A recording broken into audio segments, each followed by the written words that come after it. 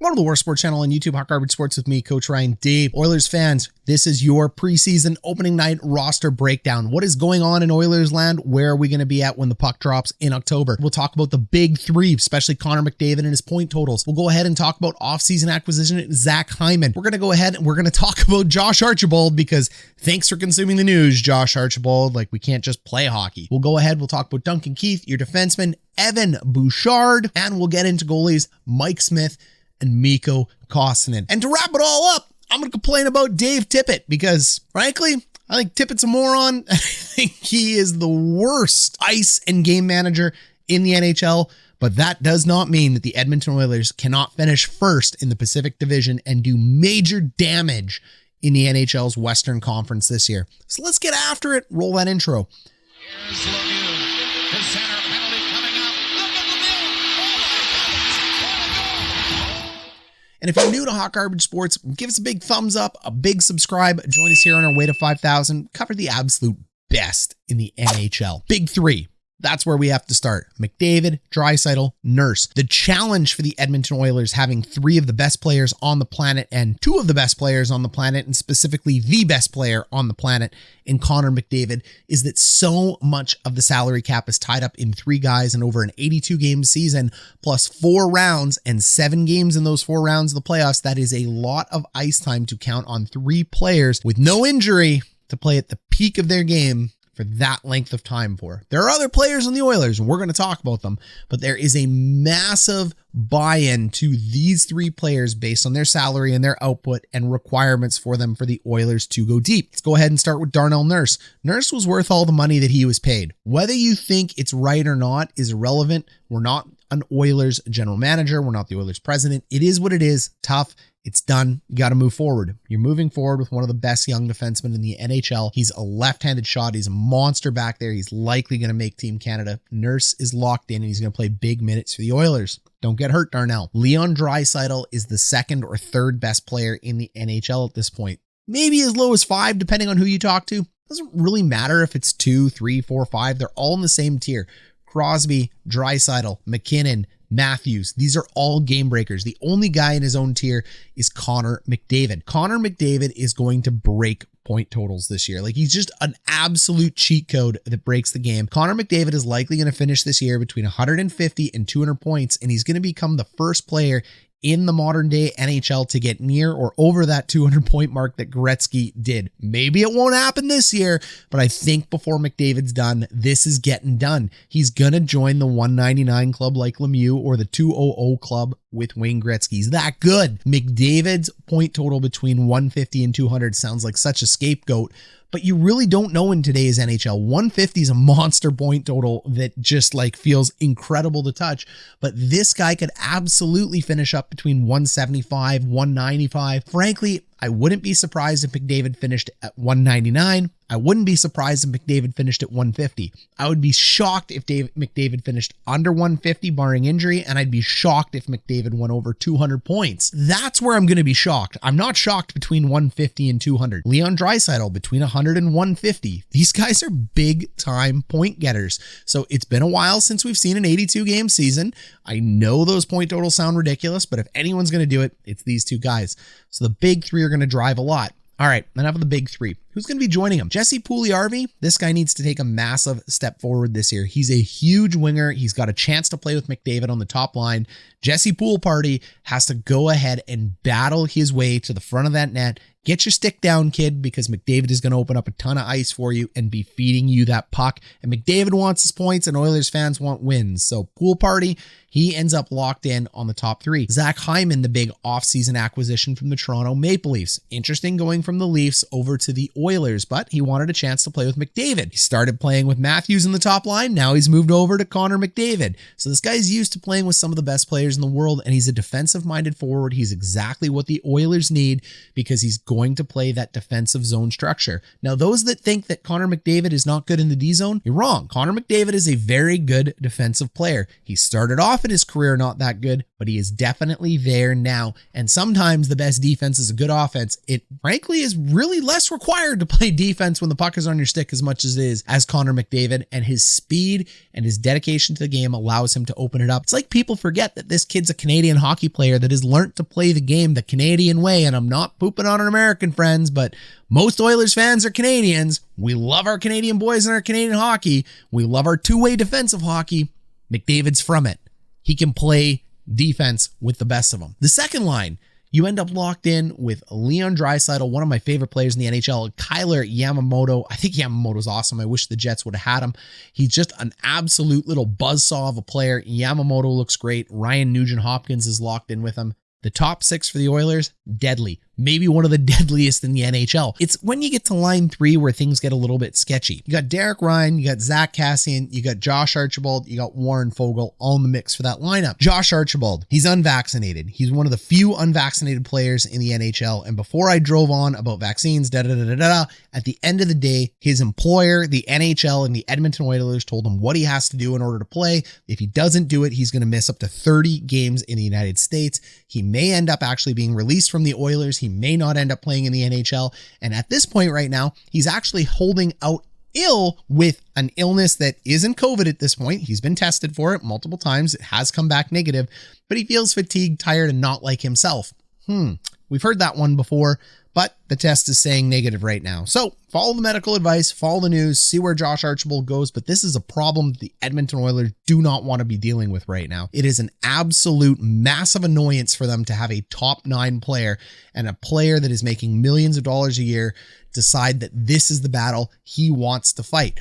He is one of the few people in the NHL doing it, and it is unfortunate for the Edmonton Oilers organization that this is the way they're going to have to start off. So let's see how they handle Josh Archibald. If Josh Archibald doesn't play, or Josh Archibald exit the season, or whatever it happens, they've got some players that can go ahead and step in.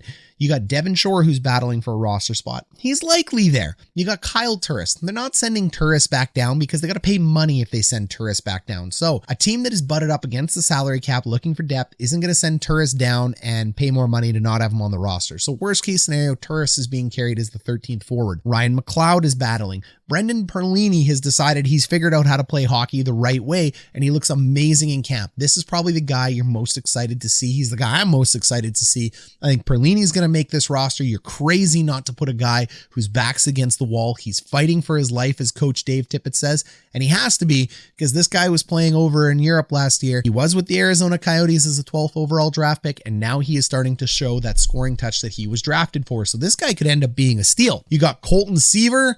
Seaver played for the Pittsburgh Penguins. He could be a depth guy from the PTO if Archibald ends up exiting out. I don't think he makes it if Archibald ends up staying. And you got Ryan McLeod kicking around there as well too. What I don't like about the Oilers, I'm not a huge fan of the third line. I don't think their third line's in the same position of depth or talent as most of the other third lines in the NHL, but it's a fine third line for the Pacific Division.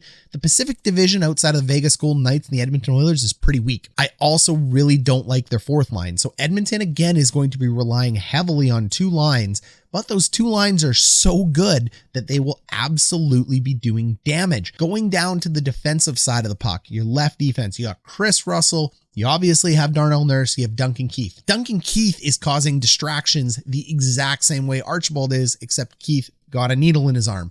Congratulations, Duncan. He's made some polarizing comments to the media. It's split both ways. We know this is split all over the planet. Don't want to get into it. But Duncan Keith was already polarizing enough coming over to Edmonton at 38 years old with a massive cap hit that he has. Can Duncan Keith still play at a high level? Honestly, he can play at a serviceable level in a bottom 6 role, and he's a Stanley Cup winner multiple times over, which is what Edmonton needs in order to help push them over the edge from a leadership standpoint. But I don't know if that was worth it. I don't know if that was the right guy to sign to help you get over, but time will tell. So let's go ahead and see what Duncan Keith can do. He's just gotten off to a rocky start in Edmonton, being late for camp and going with what he's gone with. So the Edmonton Oilers, a little bit of disarray because of 2 players doing, 2-player things. On the right side, you got Cody Ceci. You have this amazing young defenseman in Evan Bouchard. We're going to get into Dave Tippet in a minute about Evan Bouchard because I am really nervous about Bouchard playing for Tippet. Bouchard is a absolute prospect among prospects at 21. He's locked in the bottom 6, could absolutely move up for you. And then you got Tyson Barrie, the power play specialist and point getting monster. So your defensemen are pretty much set. Goaltenders, Not a ton to talk about. It's Mike Smith. It's Mikko Koskinen. Mike Smith's net. Koskinen's going to relieve him for 30-35 games. Koskinen's a fine goalie to relieve him for a couple games. Mike Smith, if he plays hot like he did last year, he can be one of the best goalies in the NHL. The trouble is, at Smith's age, at any point in time, he can absolutely fall back off the cliff and frankly become near useless. He's also a goalie that has had periods of his career in the NHL where he goes into mediocrity and becomes a bottom 20 goalie. So he ends up in the bottom 10, below number 20 in the league, and then you're in a bit of trouble. So if Mike Smith plays the way Mike Smith played last year, there's going to be no trouble in goaltending for Edmonton. But if he starts slipping or age catches up to him for some reason this year, and this is it, it's going to be tough. I don't think it's going to happen, but we're going to have to wait and see what happens for goalies. All right, I promised I'd talk to you about Dave Tippet. Ethan Bear last year. We got to talk about Ethan Bear and Dave Tippet together, as well as Evan Bouchard. The three of them are going to go together because they're an interesting case study. Ethan Bear is a talented young defenseman. He's moved on to Carolina. Good for him. He had a really horrible exit from Edmonton. He ends up turning a puck over game 4 against the Winnipeg Jets, elimination game. And frankly, a lot of people come out and just be horrible to him about it. Sure, it's a hockey game, but they become racist. They become tough. And his reward for sticking through that is to be traded. He gets a fresh start. I don't want to get into all that media crap. What I want to stick with is Dave Tippet. Why did Ethan Bear turn that puck over? It's very simple. When you're playing Darnell Nurse and mismanaging your lines the way Dave Tippet has done basically his entire time at Edmonton, and you give a guy like Nurse as much ice time as he did, then guys like Ethan Bear get forgotten about. And what basically ends up happening for a coach, I can tell you because I've been there, done it. You start running your horses, and then all of a sudden you go, I'm going to get him a rest. And then you stop trusting your depth and your rotation. And then when you stop doing that, you push Ethan Bear back. Then you push Ethan Bear back. Then you push him back. And then all of a sudden on the 4th, 5th shift, you've already skipped 2 or 3 shifts now. You're nervous because at any point in time this game can end. So you just keep putting Nurse out there. You just keep double shifting him. You keep giving him one rest and putting him out. You're like, maybe this is it. Maybe this is it. And you trap yourself as a coach. And then finally, when you realize that there's no relief coming and this is going to stretch in, you go ahead and put out a guy like Ethan Bear. And Ethan Bear is in his own head now. He gets nervous. He gets worried about making a mistake. And all Bear wanted to do was go up, down the ice once, dump the puck in and get off because he didn't want to be the reason they lost the game. So now Bear isn't playing the way Bear can play. If Bear isn't playing the way Bear can play, he makes a mistake. That mistake happens. You end up losing that game. And that is not the fault of Ethan Bear. That is the fault of Dave Tippet and his poor bench management. But that is what Dave Tippet is forced to do when he has the players he has making the money he has. He's got to force line 1 and line 2 down teams' throats. And in a day and age in the NHL where teams are running 3 really strong lines and the 4th line means more than ever, a la the Montreal Canadiens. I mean, that was one of the best 4th lines we've ever seen last year on the way to the Cup Finals. Didn't get him a cup, but it got him darn far. The lack of depth on the Oilers. It's tough. It's tough. But the good news is you're in the Pacific Division. The good news is you have one of the best players in the world in Leon Draisaitl. You have a fantastic defenseman in Darnell Nurse, and you have the best player on the planet in Connor McDavid. He's a tier above himself. Those guys, plus guys like Hyman, Yamamoto, Hopkins, they can carry. They can carry. Can they carry in the playoffs? Probably not, to be honest. I'm not being rude about it. It's just you need depth to win at today's NHL. But that's going to be the narrative all year from the media talking heads. Oilers don't have depth, but if the Oilers win the cup, they'll say, we never doubted him for a minute. It's Connor McDavid. And that's the media for you. So I don't know if the Oilers have the depth to go, but they absolutely have the team to win the Pacific Division. They do have a team to come ahead of the Vegas Golden Knights after they gave up Marc-Andre Fleury. I still got the Knights ahead, but the Oilers could absolutely do it. I see the Oilers finishing between 3 and 1. Their worst finish is going to be 3. Their best finish is 1. They're likely to finish 2. The Edmonton Oilers are likely going to run into the Vegas Golden Knights on their way to the Stanley Cup Finals. And then we'll go ahead and test out that theory. But there is a long season ahead of us. And this is why we play the game. We don't play the game through NHL simulation mode. And we don't play the game on sheets and stats and through advanced stats. So let's see where they sit 82 games into the season. Thanks, Oilers fans.